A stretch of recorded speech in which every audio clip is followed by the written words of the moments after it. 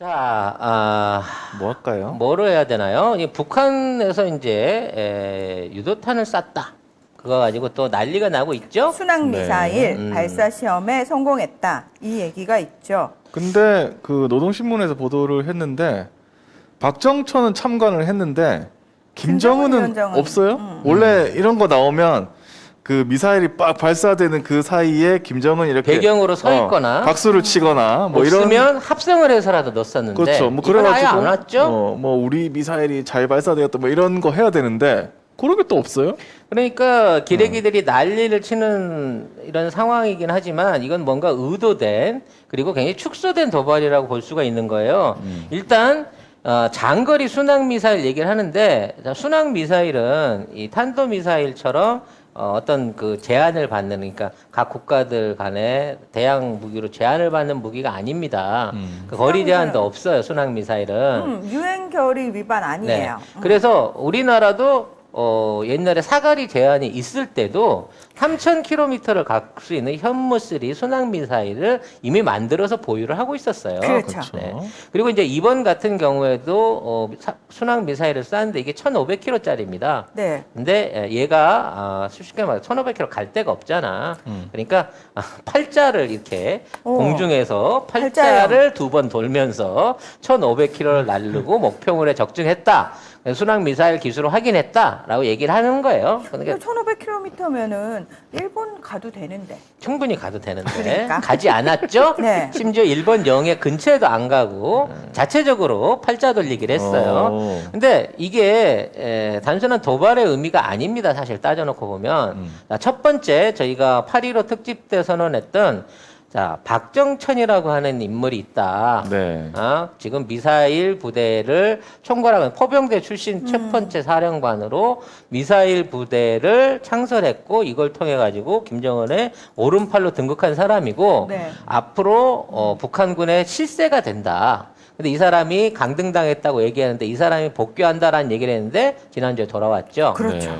돌아와서 처음 한 게 이제 열병식이었고요. 그 다음에 오늘 이 순항 미사일 발사를 통해 가지고 단독으로 진행한 거야.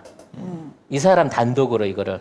그러니까 김정은이 안 왔으니까. 이 사람만 가고 어. 김정은 또 안 왔어요. 그러니까 그만큼 지금 군부의 실세가 누구인지를 확인시켜주는 작업이 있었다는 거죠. 그래서 이 사람 등장에 대해서 제가 늘 말씀드린 얘기가 앞으로 남북한과 미국에 있어서 가장 핵심이 비핵화에 관련된 조약인데 비핵화 관련된 협상의 주역으로 박정천이 나서게 될 것이고 이를 통해 가지고 남북 미국 간의 군사적인 관계가 완화될 수 있는 과정을 거쳐야 된다라는 얘기를 했어요. 그리고 그와 관련해서 김정은은 러시아 대사를 통해 푸틴을 통해 가지고 앞으로 북한과 미국이 직접적인 그 외교 관계를 맺게 됐을 때 거기에 대한 교차 보증을 러시아에 요구를 했습니다. 그래서 러시아가 제안한 게 육자 회담이었고 그래서 중국, 러시아, 북한, 일본 우리가 끼는 육자 회담이 본격적으로 진행되는 거예요. 그러니까 우리는 육자 회담 하지 말고 그냥 사자 정도로 끝내자. 일본 뭐 끼우지 말고 일본이랑 러시아? 중국? 중국은 빼고 그냥 너희서 하자 그랬는데 아무래도 러시아 측 입장에서도 중국이 있는 게 편했던지 중국이 끼어 들어왔고 그렇게 되다 보면 또 3대 2가 되잖아요. 그래도 형식적으로나 우리 편 쪽으로 해서 일본을 끼워 넣는데 성공을 했습니다. 미국이 강력하게 요구를 해서 우리 편 맞나요? 네. 우리 편 아닌데 미국은 지네 편이라고 생각해. 그러니까 우리 편은 아니고 미국 편. 미국 편. 미국 편. 근데 그런 상황에서 지금 남한이라고 하면 안 되는구나. 한국과 미국과 일본의 대표가 지금 북핵 대표. 북핵 대표들이 만나서 지금 얘기를 하고 있고요. 이거 하고 있는 날 왕이도 온다는 거죠. 그러니까 이러한 얘기가 진행되고 있는 상황에서 지금 탄도 유도탄을 쏘는 거는 우리가 이마만한 능력을 갖고 있다라고 미천을 미리 꺼내 보여주는 거예요. 그러니까 좋은 조건으로 협상해와. 우리는 이것도 있어. 니들 우리 그 중거리 탄도만 있는 줄 알지만 우린 이 순항 미사일 기술도 갖고 있다니까 라고 보여주는 겁니다. 그럼 이걸 보여주게 되면 누가 쫄까요? 일본이요. 중국이나 러시아는 눈도 깜짝 안 해요. 미치지 않고서야 거기요 뭐. 북한이 중국이나 러시아를 미사일 공격을 할 이유가 없으니까. 그럼 어차피 미국은 대륙간 탄도미사일 아니면 관심 없어. 멀어서 관심도 없어. 그러면 유일하게 지금 이 미사일에 쫄아야 되는 나라는 한국하고 일본인데 우리가 한국은 왜? 안 쫄아. 안 쫄아. 우리 왜 쫄아? 왜? 우린 이미 킬체인을 다 갖추고 있거든. 수틀리게 지랄하면 한 방에 싹 쓸어버릴 수 있는 미사일들을 이미 보유하고 있거든. 근데 일본은요, 보복 수단이 없어요. 미사일 공격을 당하게 되면. 왜? 직접 넘어갔다가는 미사일 무서워서 못 당하는 거고, 쉽게 말해서 전수방어, 공격에 대한 방어만 가능하기 때문에 북한이 미사일을 쓰면 요격을 시키는 게 최선인 거지, 보복 공격을 못하는 게 지금 일본의 외교적 입장인 거거든요. 그러니까 이거는 우리한테 던지는 메시지가 아니라 일본한테 던지는 메시지예요. 까불지 말라고. 우리 아직 미사일 있다. 그렇죠. 그래서 일본이 적극적으로 여기에 호응을 했습니다. 그 증거가 뭐냐면 지금 그 일본이 자위대 창설 이후에 거의 최대 규모의 연합 훈련을 하고 있어요. 홋카이도부터 이제 오키나와까지 이 일본 전역에서 일종의 군사 훈련을 하고 있습니다. 이게 뭐 31년 만에 처음인가? 아무튼 그렇게 하는데 이 육상 자위대 전원 참가 훈련 규정 안에 독도를 뺐습니다. 네. 애초에는 독도를 상정한 상륙 훈련도 한다라고 얘기를 했는데 이거를 빼냈어요. 이 훈련 15일부터 시작한다고. 네. 그 참가 훈련은 이제 육상 자위대만 하는 걸로 네. 해서 네. 육상에서 훈련을 하겠다. 그래서 독도를 빼버렸어요. 근데 이 이전에는 독도가 들어가 있었고 또 이런 훈련을 통해 가지고 한국을 자극할 수 있지만 그래도 하겠다라는 의지가 강했는데 이걸 접게 된 이후에는 스가의 강력한 요청이 있었다는 거예요. 스가가 일본에 있는 합참이나 주요 사람들을 불러놓고 만약 우리가 독도를 도발을 해갖고 이제 혹시라도 무력 충돌 상황이 났을 때 어떻게 됩니까?라고 하니까 말렸다는 거야. 사실 우리 못 당합니다. 한국이 화나면 우리 작살납니다. 한국은 이미 이에 이러한 게 독도를 일본이 무단 침공했을 때를 대비해서 대마도를 한국군이 먼저 나중에 점령을 해가지고 독도와 교환 접근을 하거나 아니면 그 상황 하에서 대마도 자체를 먹어버리고 독도를 나중에 정리하는 방식으로 전략을 세워놓고 있습니다. 이 전략이 이미 문재인 대통령을 비롯한 그 정부에 보고가 됐고 그 보고서를 바이든도 받아봤다. 그래서 그 바이든이 일본한테 그거를 주면서 니들 만일에 독도에서 이런 짓 하면 한국이 대마도를 이렇게 차지를 한대. 그러니까 만일 그런 사태가 오게 되면 나는 참관 안 할 거야 라고 얘기까지가 끝났다는 거예요. 그러니까 내용이 뭐냐면 독도는 주둔 병력이 별로 없기 때문에 상륙작전이라든지 주둔 의미가 별로 없어요. 거의 산덩어리이기 때문에 땅이 안 된단 말이야. 그래서 일본이 침공하게 되면 바위덩어리이기 때문에 일본이 침공하게 되면 1차적으로 점령당할 수도 있다라고 보는 거죠. 왜냐하면 상륙한다고 하더라도 상주인을 100명 이상 두지 못하니까. 그래서 그 다음 작전으로 상정되는 게 대마도 탈환 작전입니다. 그래서 이건 어떻게 되냐면 포항 앞바다에서 헬기를 타고 우리 정예 해병대원들 약 150명 이상이 헬기로 대마도에 내려요. 그래서 대마도에 있는 대마도 비행장을 점령을 하게 됩니다. 그래서 공항에 내릴 수 있는 공항을 먼저 점령을 하게 되면 이거 군사 기밀 아니야? 아니 바이든이 봤으니까 바이든이 보면 나도 봐도 되지. 아, 그걸 누가 얘기해 줬어요? 그럼 누가 얘기해 준 거야? 너 지금 야, 이거 군사 작전이잖아요. 그래서 일단 150명이 가서 저기를 그 점령을 해요. 일단 그 대마도 공항을. 그럼 대마도 공항 안에는 수비군 150명 정도밖에 없습니다. 그렇기 때문에 얘네들은 쉽게 말하자면 포획이 되거나 도망간다 그래도 산속으로 갈 수밖에 없어요. 그럼 이 비행장을 장악하고 있는 상황에서 우리나라의 그 잠수함들이 대마도 앞바다 전역에다가 기뢰를 매설해가지고 일본군의 대마도 진입을 막습니다. 그리고 F-16이 날아가고 대마도 대마도에 1차적으로 한번 내려요. 너무 디테일하네. 그래서 거기서 기름을 넣어가지고 다시 일본의 서북부에 있는 방공망을 갖고 있는 일본의 군사기지들을 전부 조져 놓습니다.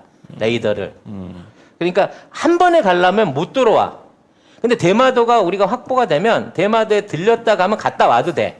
뭔 얘기인지 이해가 되죠? 네, 아니 근데 이거 너무 디테일한데요? 네. 그렇게 되고 나면 바다가 안정적으로 제공권과 제해권이 확보가 되면 해병 1,600명을 본대로 해갖고 우리 장갑차와 K9 자주포로 무장한 우리 독도함이 대마도에 상륙해서 1,600명이 내려갖고 진지를 구성하게 되면 절대 일본군은 대마도를 다시 재탈환할 수 없게 된다라고 하는 게 우리의 작전 계획인 겁니다.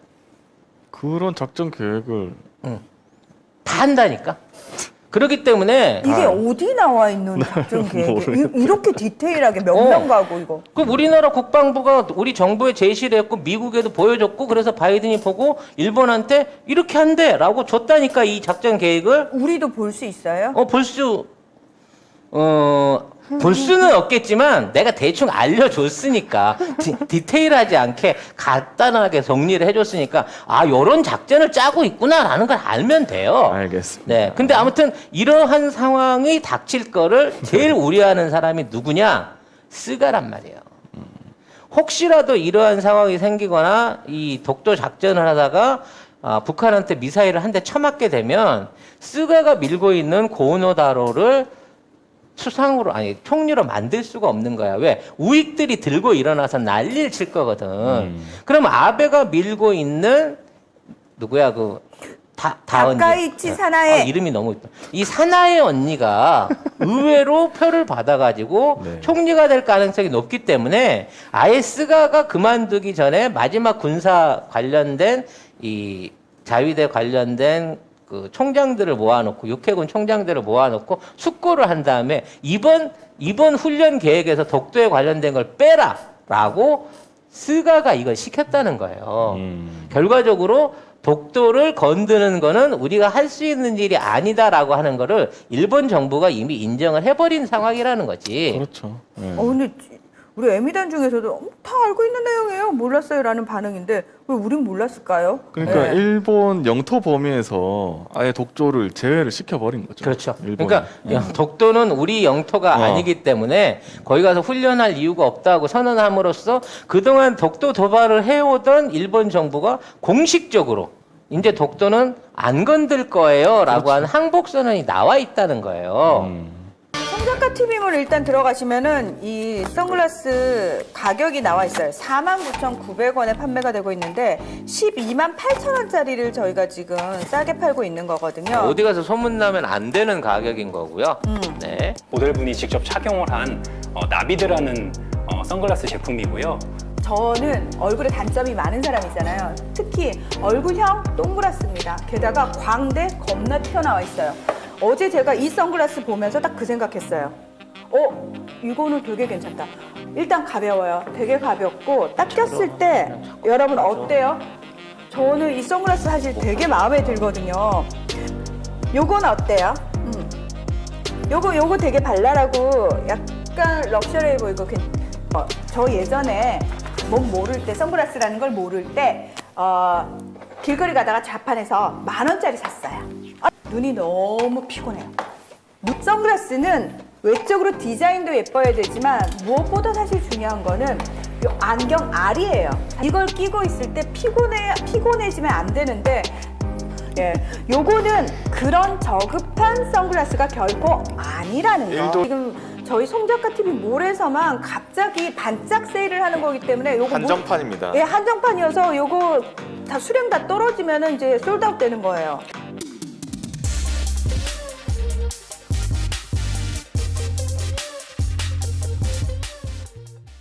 자, 여기에 또 하나의 중요한 얘기가 있는 게, 이 브룩스 전 우리 한미연합사령관의 북한하고 동맹을 맺어야 된다는 얘기예요.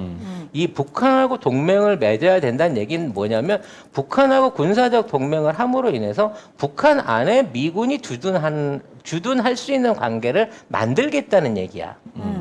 그러니까 우리나라에 있는 그런 평택에 있는 미군이 올라가나요? 아니요. 거기에 올라가는 미군은 어떤 미군일까요? 여기 최근에 실업자가 된 미군들이 좀 있어요. 어? 한 14,000명 정도가. 아프간에 있던 애들. 아프간에 있던 애들이 갈 곳이 없습니다. 허허. 걔들이 북한으로 간다는 거죠. 근데 북한으로 가는데 그러면 어디로 갈까요? 어디로 가요? 평양으로 갈까요? 원산으로 갈까요? 아니, 그러니까 북한으로 간다 그러면은 북한의 국경선으로 가야죠. 정확한 지적입니다. 그래서 평소는 좀 위험하지 않나요? 아니지. 아닌가? 어차피 북한 영토에서 사실상 제일 위로 간다고? 제일 위에 있는 북방을 견제하기 좋은 위치로 가려고 할 거예요. 뭐 그 미군이랑 좋은 위치가 어디냐? 지금 황금평으로 불리는 압록강 이남에 있는 이게 일종의 삼각주 지역인 황금평이라는 지역이 있어요. 여기를 보면 땅덩어리 자체는 중국에 붙어 있습니다. 황금평은. 무슨 얘기냐면 그 이전에는 압록강 지류가 지금 있는 황금평의 위로 지나갔어요. 네. 그렇기 때문에 그때는 압록강이 위에 있었는데 네. 그때 저 황금평이라고 하는 삼각주가 생긴 거야. 그래서 북한이 저거를 개발해갖고 자기 땅을 만들었는데 계속 비가 많이 내려갖고 물길이 변해갖고 밑으로 지나가 버린 거예요. 황금평이. 이렇게 되다 보니까 영역은 북한 땅인데 강 건너에 네, 강 중국에 건너에요. 연결되는 위치에 저기 황금평이 있는 겁니다. 그리고 그 밑에 있는 섬 있죠, 기다란 섬. 네. 저 기다란 섬까지 황금평하고 같이 소속이 돼 있는 땅이 된 거예요. 북한 땅이네. 북한 땅이 된 거예요. 그래서 저 지역에 대해서 중국이 자꾸 돌려달라고 얘기하는데 뭔 개소리야. 이걸 왜 돌려줘? 이거는 50년대부터 우리 땅인데 라고 북한이 우기고 있었는데 그래서 중국이 그러면 여기를 공동 개발하자. 왜? 니네가 단독으로 갖고 있기엔 이 땅의 전략적 가치가 너무 위험해 라고 생각을 하고 있는데 이 땅을 지금 북한이 국경 수비대를 보내가지고 완전히 봉쇄를 했어요. 그 국경선 철책을 다시 치고 있습니다. 그러니까 예전에는 북한 농부들하고 중국 농부들이 공동으로 농사짓던 땅인데 저기 경계를 삼엄하게 줄인 상태에서 저 땅을 통제하기 시작했어요. 저 땅에 미군 아프간에서 그 철병했던 미군들이 들어와서 저기에 기지를 짓는다고 하면 자 바다하고 바로 연결돼 있죠. 강 끼고 있죠. 우리나라에서 제일 긴 강이에요, 압록강이. 그 강을 통해 갖고 러시아 쪽하고도 연결될 수, 물론 이제 운하를 좀 파긴 해야 되겠지만 일단 물이 연결돼 있기 때문에 식수 조건도 좋고 그 다음에 바다에서 접근한 접근성도 좋아요. 그리고 저 기지를 통해 가지고 저쪽에다가 지금 있는 섬 자리에다가 항만을 개발해 갖고 자체적으로 어떤 그 항만 시설을 하고 미국의 군함들이 저기 와서 접경할 수 있게 된다 그러면 중국 입장에서는 미쳐버리지. 당연하죠. 예? 그러니까 저 땅을 미군한테 제공할 가능성이 있다라고 하는 얘기가 나오고 있는 거예요. 와. 이렇게 돼버리면 동북아 안에서 중국이 개길 수 있는 영향력은 사실상 사라져버리고 통일 이후에 동북 상승하고 연결되는 주도권을 대한민국이 쥐게 될 가능성이 매우 높으며 이것은 미국이 추진하고 있는 중국 붕괴 또는 중국의 세력을 죽일 수 있는데 결정적인 치트키가 될 수 있다는 거지. 원래는 얘네들 데리고 대만 갈라 그랬어. 근데 대만을 가게 되면 사실상 중국의 영토를 침공하는 꼴이 되기 때문에 이게 전쟁 준전시 상황으로 갈 수 있고 중국도 적극적으로 반발할 수밖에 없는데 자 북한하고 미국이 평화조약을 맺고 군사 동맹을 맺은 상태에서 미군을 저 자리에다가 군사 기지를 주겠다고 하면 중국 입장에서도 내정 간섭이 되기 때문에 이걸 갖고 문제를 삼기가 굉장히 어려워진다는 거죠. 북한 측에서도 되게 말하기가 좋은 게 뭐냐면 아니 이 본토 안에 한반도 본토 안에 넣어놓기는 부담스러워. 아이 무사와. 근데 그리고 사실 인민들한테 할 말도 없고 미제국주의자들을 들인 거니까. 근데 뚝 떨어진 섬에 딱 갖다 놓으면은 사실은 부담감이 덜하거든요. 이거 한복만 안 입혔지 북한 아나운서 같은 정확한 지적이에요. 이런 지적은. 네. 네. 아니 왜 미군이 일본 본토에 있지 않고 오키나와 쪽에 있겠습니까? 그러면서 오키나와 주민들이 그렇게 옮겨가라고 하는데 왜 일본 본토 내로 안 들이게요? 똑같은 거예요. 이러한 계획이 구상되고 있기 때문에 중국은 정말 한국이 너무 미워. 이런 걸 하고 있는 문재인 정부가 너무 한 대 콕 쥐어받고 싶은데 반도체 안 줄까 봐. 그러면 그냥 경제가 폭망, 멸망, 아주 자멸을 하게 될 위기이기 때문에 반도체 안 줄까봐 싫은 소리도 못한 상황에서 왕위를 보내갖고 어떻게든지 우리랑 경제적인 관계는 안 끊고 가야 되지 않겠어요? 라고 사정을 하고 있는 입장이라는 거죠. 근데 진짜 대통령이 누가 되느냐에 따라서 나라의 위상이 이렇게 달라질 수 있다라는 거 다시 한번 느낍니다. 예. 물론 이 통이라면 저는 네. 북한에서 대박 칠 겁니다. 그날을 기다리고 있습니다. 그때까지 늙지 말아야지. 그래서 물론 이 안에 이제 전반적으로 드러나고 있는 중에 현재 한미일의 북핵 대표들이 지금 회담을 하고 있는 것까지는 팩트고요. 그렇죠. 자, 그 이후에 좀 더 발전적인 관계가 진행될 것이라고 하는 예상은 내피셜이긴 합니다만 충분히 가능성이 있는 내피셜이라는 점을 여러분들 인정하셔야 됩니다. 독도까지도 우리의 팩트라고 보시면 돼요. 왜? 공식적으로 인정해서 지금 아사히고 지금 일본 언론들은 난리야, 보수 언론들은. 난리 났죠. 근데 오히려 우리하고 일본만 조용해.